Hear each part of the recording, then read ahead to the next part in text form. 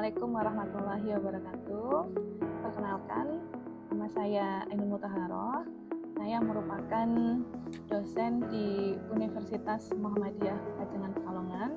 Pada saat ini saya mengampu di program studi Sarjana Farmasi Fakultas Ilmu Kesehatan. Baiklah, di sini saya akan menjelaskan tentang mata kuliah farmakologi yang ditempuh di semester 2. Mata kuliah farmakologi ini merupakan mata kuliah yang bersifat teori, di mana mahasiswa akan berada di dalam kelas. Dalam satu pertemuan terdapat 50 menit. Adapun deskripsi mata kuliah farmakologi, yaitu mata kuliah ini mempelajari prinsip dasar dan terapi obat, meliputi definisi dan ruang lingkup farmakologi, pengujian dan pengembangan obat, nasib obat di dalam badan, konsep interaksi obat, efek obat, reseptor, konsep interaksi obat reseptor, dan prinsip aksi obat. Aspek farmakologi dari obat nyeri dan inflamasi, obat antibakteri, autokoid dan antagonisnya, obat yang berkaitan dengan sistem ekskresi atau diuretik, dan obat sistem saraf. Mata kuliah farmakologi ini diampu bersama tim, yaitu saya dengan Ibu Urmatul Wasnah, di mana saya akan mengampu selama 8 kali pertemuan sebelum UTS dan 8 kali pertemuan oleh Ibu Urma setelah UTS. Kemampuan yang diharapkan setelah mahasiswa mengambil mata kuliah ini yaitu mahasiswa mampu menjelaskan definisi, ruang lingkup, dan sejarah farmakologi serta apa yang sudah ada dalam deskripsi mata kuliah yang saya sebutkan tadi. Nah, pada video pembelajaran ini saya akan memberikan pembelajaran pada pertemuan yang pertama, di mana materi pembelajarannya yaitu yang pertama adalah pengantar farmakologi, yang kedua definisi farmakologi, yang ketiga ruang lingkup farmakologi, yang keempat sejarah farmakologi, dan yang kelima adalah ayat terkait dengan penemuan obat. Metode pembelajaran yang akan digunakan yaitu discovery learning. Adapun sistem penilaian pada mata kuliah farmakologi yaitu tugas 30%, sikap atau keaktifan dan kehadiran sebanyak 10%, UTS 30%, dan UAS 30%. Sistem penilaian ini nanti akan di-upload di sistem akademik universitas secara e-learning, dan nanti mahasiswa akan melihat nilai melalui akun Simasmo yang dimiliki oleh mahasiswa. Adapun tugas yang akan diberikan kepada mahasiswa ada 2 tugas. Tugas yang diampu oleh saya yaitu tugas di mana mahasiswa tujuannya untuk menjelaskan proses pengembangan dan pengujian obat dan kosmetika kepada masyarakat umum melalui media sosial Instagram. Kemudian tujuan yang kedua yaitu mengasah skill mahasiswa seperti public speaking, komunikasi, knowledge, dan IT. Nah, untuk pengumpulan tugas menggunakan akun pembelajaran online menggunakan Elang, mahasiswa sudah memiliki akunnya. Kemudian metode atau cara pengerjaan tugasnya, mahasiswa membuat video maksimal 5 menit. Yang kedua, video wajib melakukan tag ke akun Instagram myumpp, kemudian pmb.umpp, fikes.myumpp, farmasi.myumpp, dan Ainun Mutahharoh. Kemudian pada saat pengambilan video, mahasiswa menggunakan pakaian yang rapi, bebas, sopan, boleh menggunakan alma mater atau menggunakan jas laboratorium, dan menggunakan identitas sebagai mahasiswa UNPP. Untuk tempat atau background video, mahasiswa boleh bebas memilih di mana merasa nyaman ya, dan bisa untuk mengambil video dengan baik. Kemudian judul dan deskripsi yang menarik yang ditampilkan di Instagram.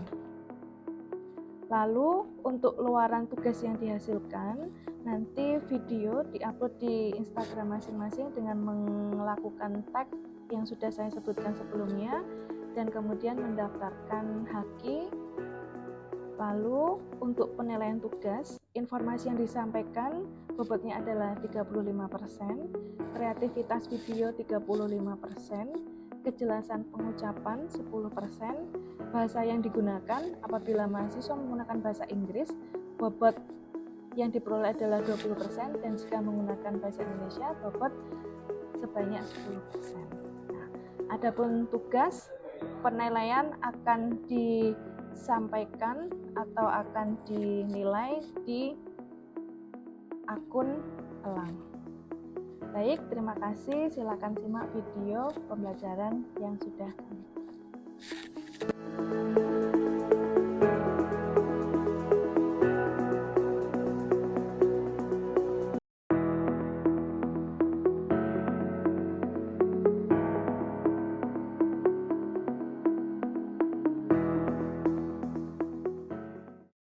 Assalamualaikum warahmatullahi wabarakatuh. Waalaikumsalam warahmatullahi wabarakatuh. Alhamdulillahirrahmanirrahim. Selamat pagi semuanya. Pagi, Ya, semuanya sehat? Alhamdulillah.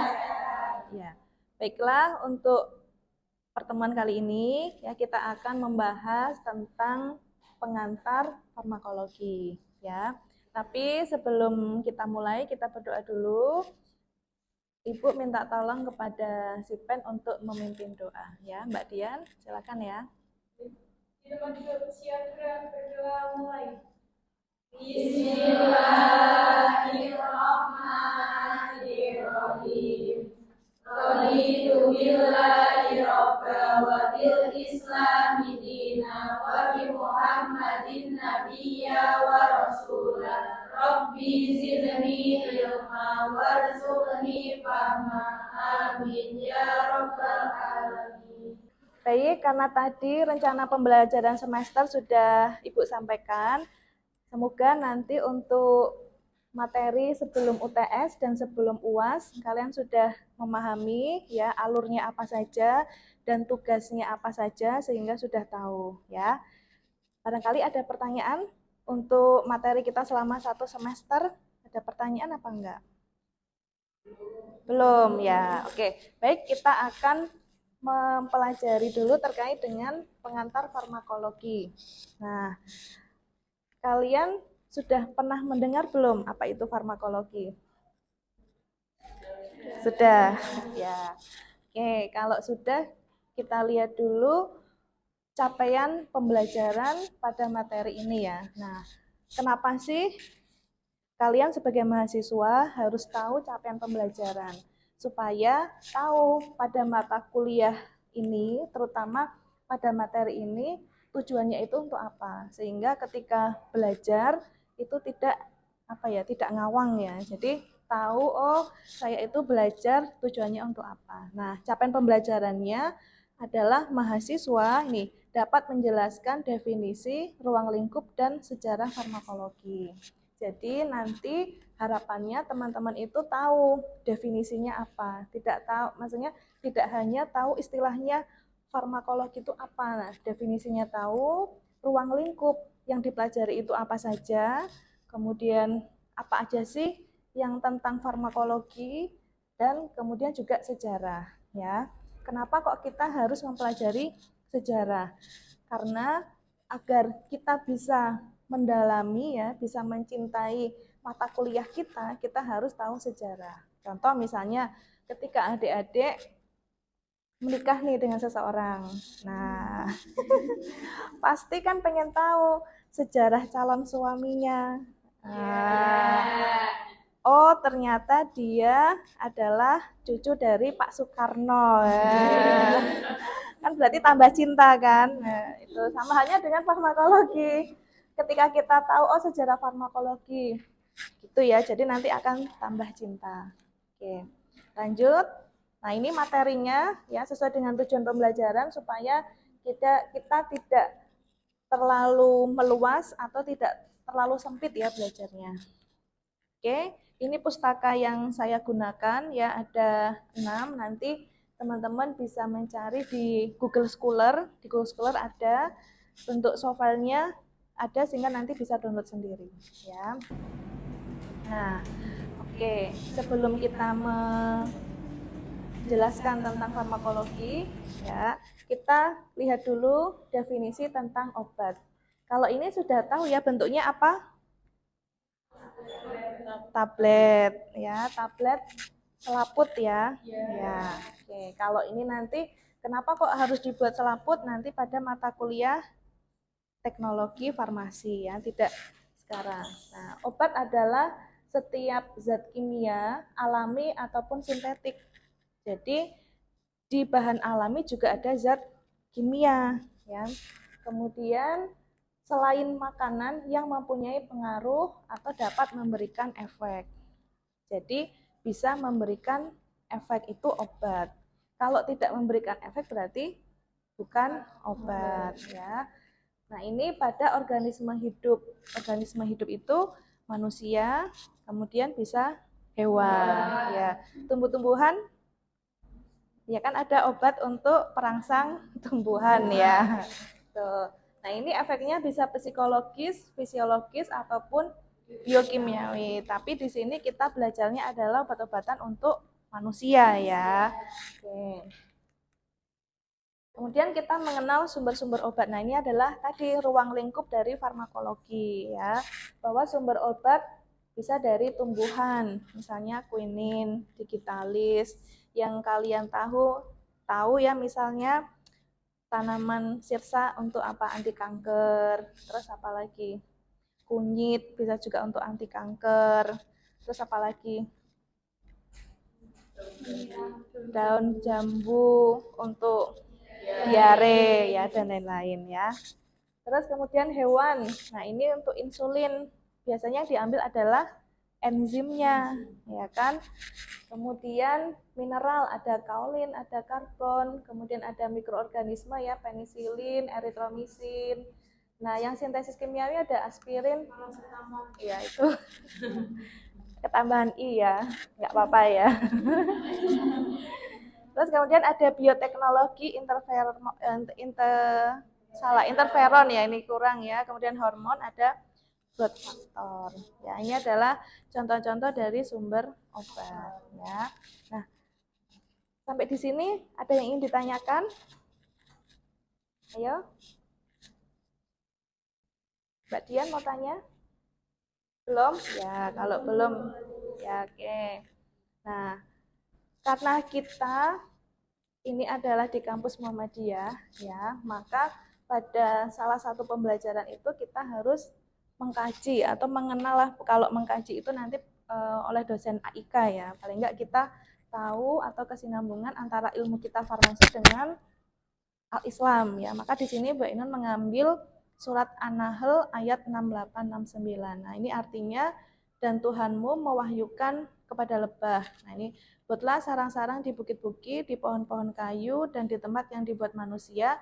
Kemudian makanlah dari tiap-tiap macam buah-buahan dan tempuhlah jalan Tuhanmu yang dimudahkan bagimu. Dari perut lebah itu keluar minuman yang dinamakan madu yang bermacam-macam warnanya, dan di dalamnya terdapat obat yang menyembuhkan bagi manusia. Ya. Yang namanya Al-Quran itu adalah wahyu dari Allah, sudah datangnya dari dulu ya. Kemudian sekarang setelah kita kita baca terkait dengan penelitian-penelitiannya, ternyata memang benar bahwa contohnya ini ya, madu bisa digunakan sebagai obat ya. Berarti kita sebagai umat muslim bertambah bersyukur ya. Berarti Maksudnya kita tambah yakin, tambah bersyukur bahwa insya Allah agama Islam itu adalah agama yang benar ya. Memang agama kita, ya kan? Oke. Kemudian, nah sekarang kita ke definisi farmakologi ya. Jadi farmakologi itu terdiri dari dua kata. Nah ini farmakon dan logos ya. Farmakon itu obat, sedangkan logos itu ilmu ya. Jadi ilmu tentang obat. Nah, ini terkait dengan definisi farmakologi ya. Jadi ilmu-ilmu yang berkaitan dengan obat itu namanya adalah farmakologi ya. Oke. Nah, sejarahnya jadi kalau periode kuno sebelum 1700 tahun sudah lahir apa belum? Kalau sudah lahir berarti ini adalah orang yang manusia purba ya.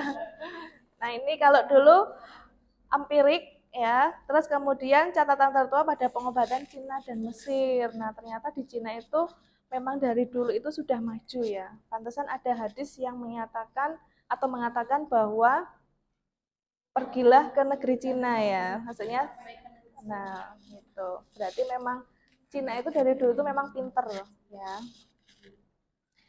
Dan Mesir. Nah, ini kalau dulu masih dengan empirik. Nah, kalau periode modern berarti mulai abad 18-19 itu mulai menggunakan eksperimental, sudah mulai menggunakan mencip ya, sudah mulai menggunakan alat-alatan ya, alat. Oke. Sudah itu pertemuan kita hari ini terkait dengan tugas nanti bisa dilihat di elang ya, sudah Bu Ainun upload untuk format tugasnya ya, silakan dikerjakan dan dibaca panduannya sesuai dengan yang sudah tertulis di situ, kemudian dikerjakan sesuai dengan deadline ya. Terima kasih. Bu Ainun tutup dulu dengan salam. Wassalamualaikum warahmatullahi wabarakatuh.